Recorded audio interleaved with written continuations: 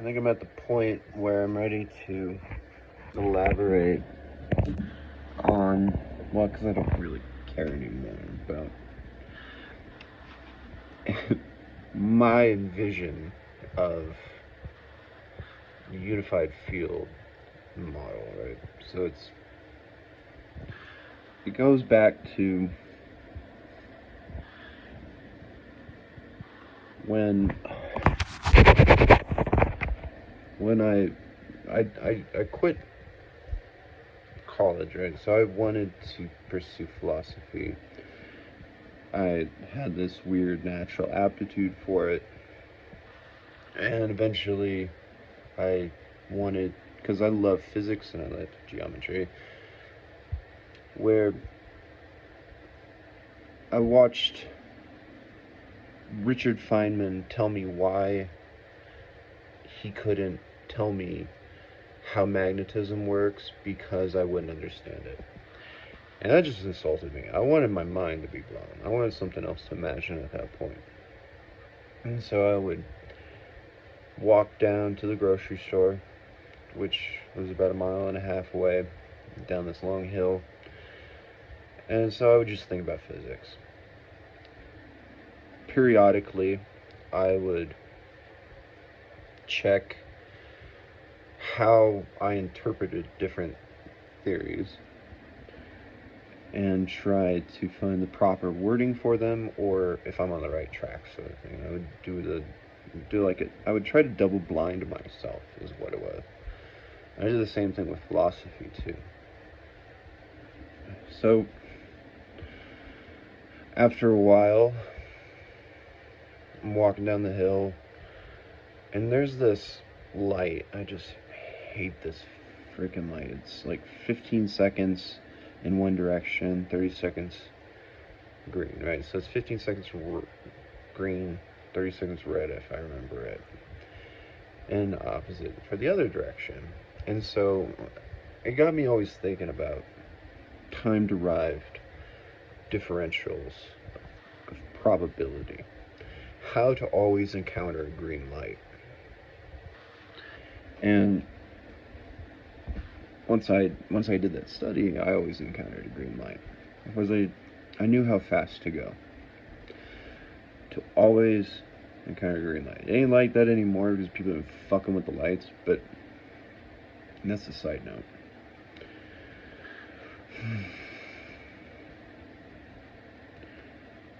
That took me to a whole new other thing. So I wrote this. And it's a little crazy. I get that. But see, I'm not classically trained in physics. And so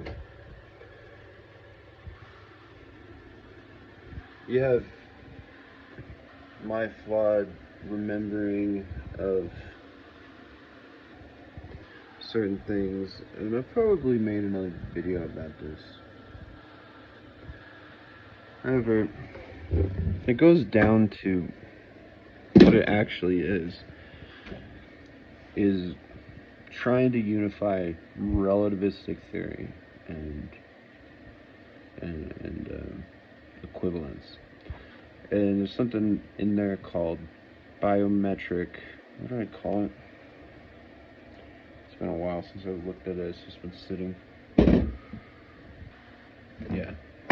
So, looking at volumes as binary structures rather than 1 and 0. So, if you take philosophy to the laws of philosophy, which is the first law of philosophy, if there's something, there must first be nothing or something else for it to exist in. And so that's the law of philosophy I discovered. But that's the first law of philosophy. And I deleted the other laws.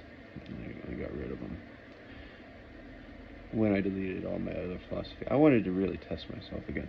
But to avoid corruption is what it is. However, when you get into this unified field model, it always just, if energy is equal to mass and acceleration, that, well, also you have your constant relativistic theory. There's always this weird paradox that why, if I apply force to something, doesn't it just get heavier? Why does it move at all? And to me, that laid this foundation in me that there is something else happening that everybody is forgetting, ignoring, or is confused about, or maybe it's just hidden. I don't know. That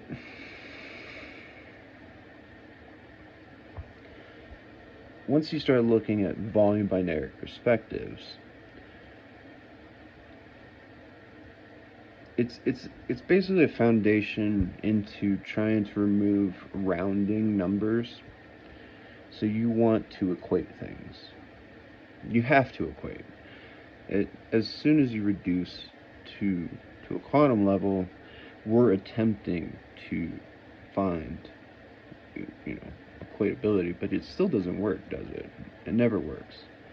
So you have to get into subquantum physics. And I'm losing my direction here.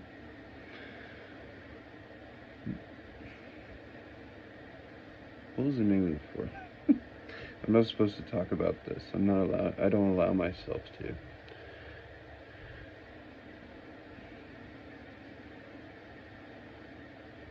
Anyway.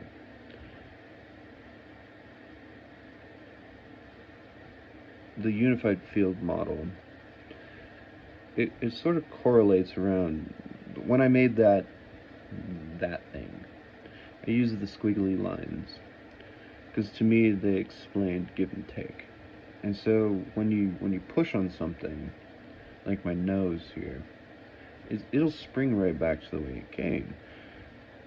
But that's kind of weird, right? Why does it do that?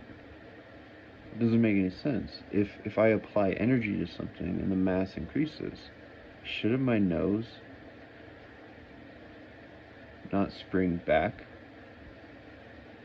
Why does it do that? Why does it move at all, actually? It shouldn't move. Nothing should move in this universe. And so that's where I came at physics from. Come at it from a philosophical foundation and a philosophical approach. When I was in college, I decided to finally take a philosophy class. I was like, I need something fun. I love philosophy.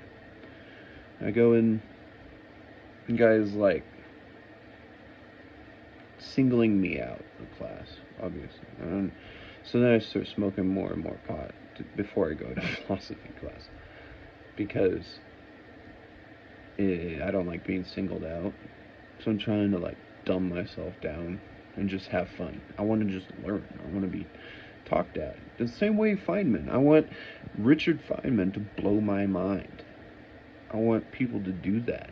And I want to sit there and think about how much more, we have to come to, and then we can be that person too. And just keep sort of repeating that process.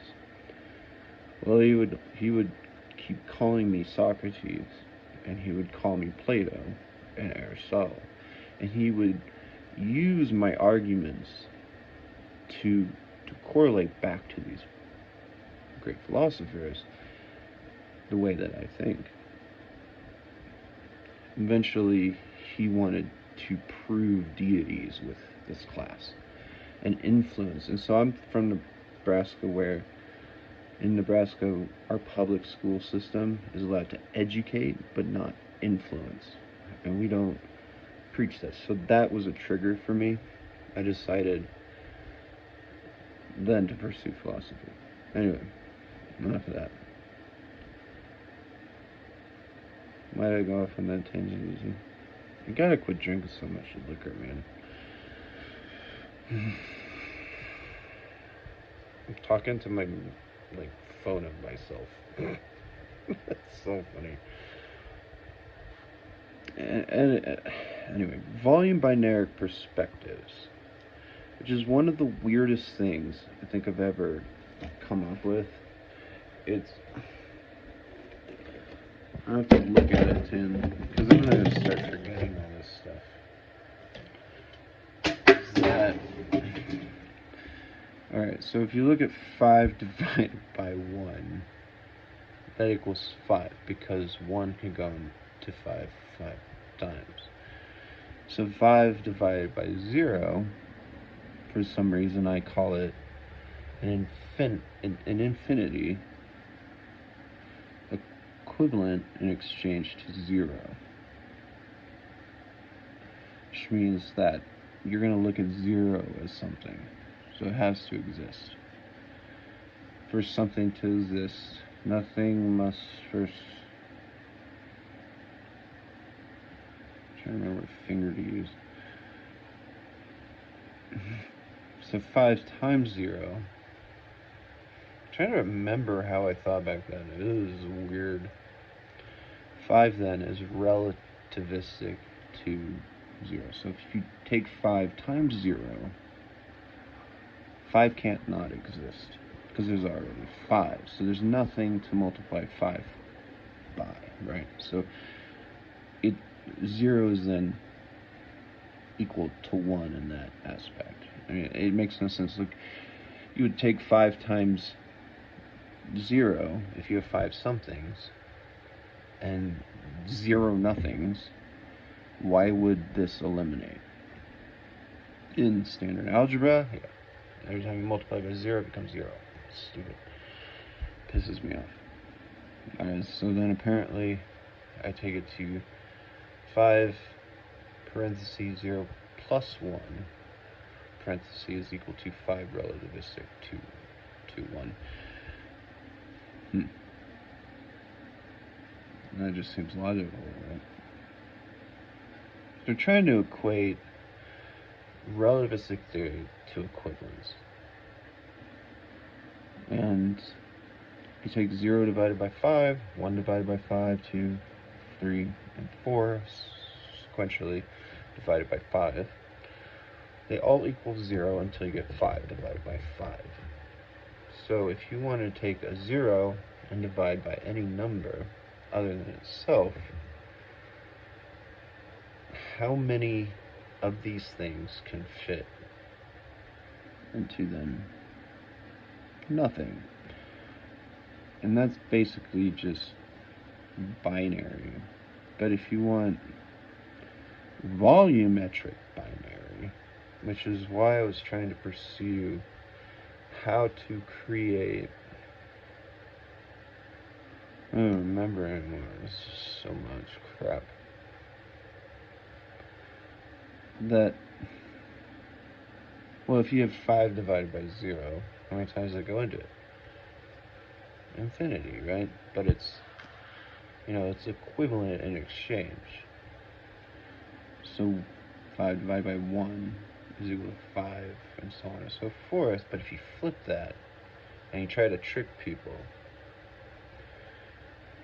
now you're not looking at it as 1 divided by 5, which is 0.2. That's how many times you can have something split 5 times. But if you have 5 of something and you have 1, how many times can 5 fit into that? I'm pretty sure that's what it's trying to explain, is that if you look at volume and energy and mass, and you take 5 of something and you only have 1 of this volume, how can that relate to, say, electrons, orbitals, mass energy equivalency? And so the whole thing, I'm at this point, I don't even remember order of operations. So I'm not going to pass any tests. Yeah, I don't pass any tests at this point. I start writing this equation on walls just to fuck with people and see what happens. And of course, it's nonsense to everybody, but it's good fun at the time. It's a lot of fun. Because you're reconceptualizing time as a constant. is what it is. T equals C. So instead of looking at, where do I even come up with T equals C? Yeah, that's right. So we're looking at time as a constant, not energy as a constant, and no relativistic structure of E equals mc squared to measure time. We're going to say that time envelops all reality, because how I experience time here should experience time over here. Everybody's going to experience this the same way. So we're not looking at the light clock sort of conundrum and logic puzzle. We're going to reinterpret that. That if I experience time on this side of the universe, somebody's still experiencing time on this side of the universe. And it doesn't matter what you are, what state of matter you are. That it's really cold. I need to close my window. Starting to shiver. So, no matter where you are in the universe, you're still experiencing time. And it sort of solidifies to, I hate when these things happen, you know? So, infinity is equivalent to 0, but relative to 1. And I drew that with this, like, cross-hatching thing to try and represent this helical nature of it just fluxing back and forth. Where 1, when it's equivalent to 0, is relative to infinity. And what that means is that no matter how you equate number theory, you're trying to find a relativistic structure. So numbers run in both directions infinitely, right? And that's why I write my number system to vector as infinity this way, but I always say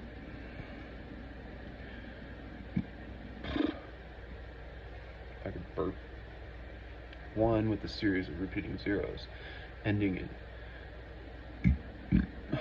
with 1 series of zeros, ending in 001 or something like that. I don't know. The whole point is that you have 2 decimal places, and so you take 1, you take period 000.001, and that is your vector. And that's how you can travel through space, at least to me anyway. I don't know how else you would do it, because you can equate running numbers in both directions. So you have these infinities that go that way, and you have your infinities that go that way, but we have no relativistic equivalence to that. And so I implemented the period 000, whatever else. The whole point is that, like, I was trying to find pi as 1. At least that was the idea, that you could take pi. Pi runs on forever that way. So why don't we have a number that does the exact opposite? What is the first or last digit of pi? What is the last digit of pi? If you knew the last digit of pi, you could do anything in reality. So why don't we choose the last digit of pi? Because we're never going to find it. It'll keep going on forever. But if we choose the last digit of pi, we're setting our boundaries.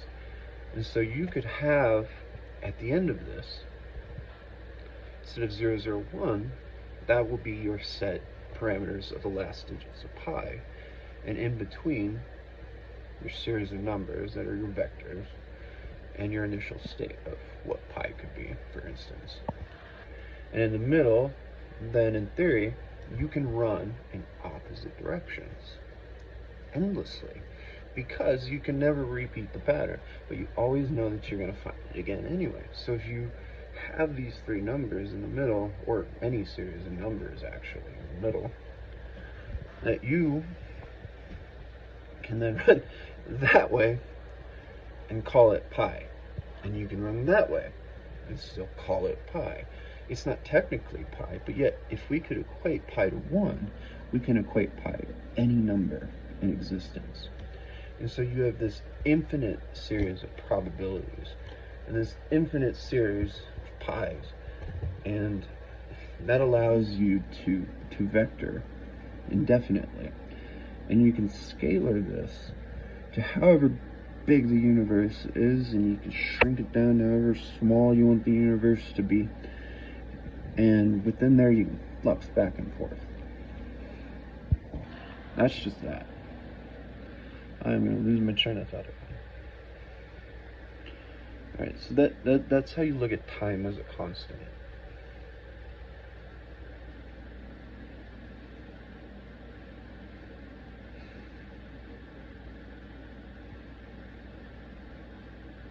This thing's getting unruly. I'm gonna like chop it off, but I've let it go like this long before. It's really funny. Alright. What is next? It's right, matrices. So I took it into matrices gradients here. I call it that. That matrices, I don't like them because they're too grid structured. I like matrices to formulate at moments, right? Moments of happening, polar moments. I like them to just not necessarily exist without being organic in a way. You want to try to find the organicness and the organic nature of it. And how you do that is similar to that Feynman diagram where you live in a biometric structure where there's cycles endlessly and stuff, and then you can complicate the Feynman diagram. But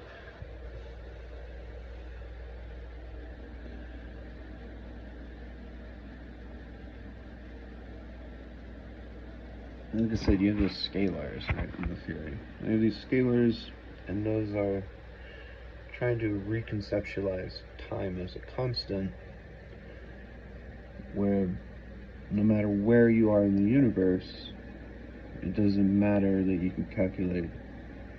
You can just calculate everything sort of together in equivalence. And like I said, there's just so much shit in my brain. Start collapsing. Because this is just the foundation. And at certain points, you're trying to find the fundamental value, too. Once you find that, you can do anything. And it's just a good time. It really is to just imagine all this. It is a good time. It's a good way to spend your 20s trying to reconceptualize physics. Well, because we accept, Peter Higgs, right? And the boson, what the hell is that thing called? The God particle. We have no idea how it forms. No idea whatsoever. So I came up with quantum probability to try and actually conceptualize I want to build from the bottom up. How many people could we get to do that? Let's all think about, instead of trying to shrink down, because we're always coming from this level here, and we're trying to shrink down, and we're still sort of doing the same thing that I'm talking about, but nobody ever tries to find the bottom and start to build upwardly. Who's doing that? And they're like, oh, you need to invent these many particles, and once you reduce it here, you make a leap in logic, and so on and so forth. And you trace your way back, and so on and so forth. So once you get to a certain point, my theory was attempting to predict the different, what do they call those things?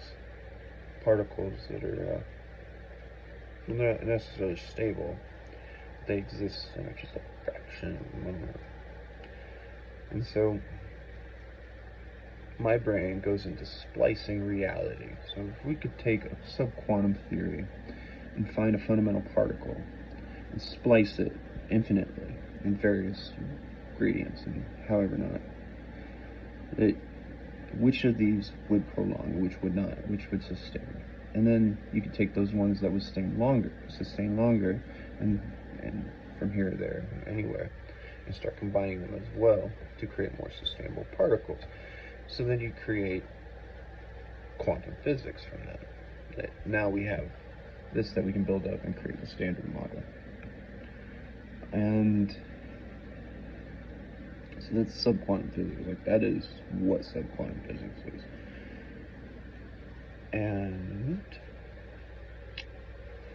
once you go from there, now you're trying to really just create a mathematical structure for it. And I'm not a mathematician. I just got one of these things. And saying and a lot. I don't want more whiskey. I'm just gonna cut off there. Good night.